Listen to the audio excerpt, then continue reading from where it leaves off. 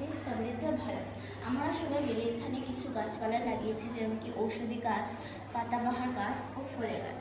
ঔষধি গাছ আমাদের এই সব পাতা দিয়ে ঔষধ বানালে আমাদের রোগের খুব বেশি নির্ধারণ হয়। ফুলের গাছ যেমন কি গোলাপ ফুল, কাগজি ফুল ও জবা ফুল ও শিউলি ফুল, এইসব দিয়ে আমাদের ঘর সুন্দরভাবে সাজিয়ে উঠাতে পারি।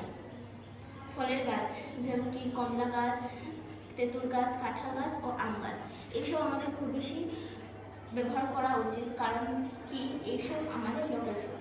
এই সব প্রজেক্ট বানানোর আমাদের মূল উদ্দেশ্যটি হলো আমরা এই সব ভুলে আমাদের লোকাল ফ্রুট বা এই এলোপ্যাথিক এইসব আমরা বেশি ব্যবহার করছি।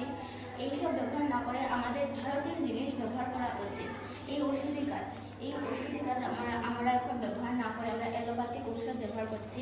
এই এলোপ্যাথিক ঔষধ থেকে আমাদের খুব বেশি সাইড এফেক্ট হয়, কিন্তু এই পাতা দিয়ে আমাদের কোনো সাইড এফেক্ট হয় না। তাই কারণ এইসব আমরা ব্যবহার করা উচিত। এইসব ব্যবহার করলে আমরা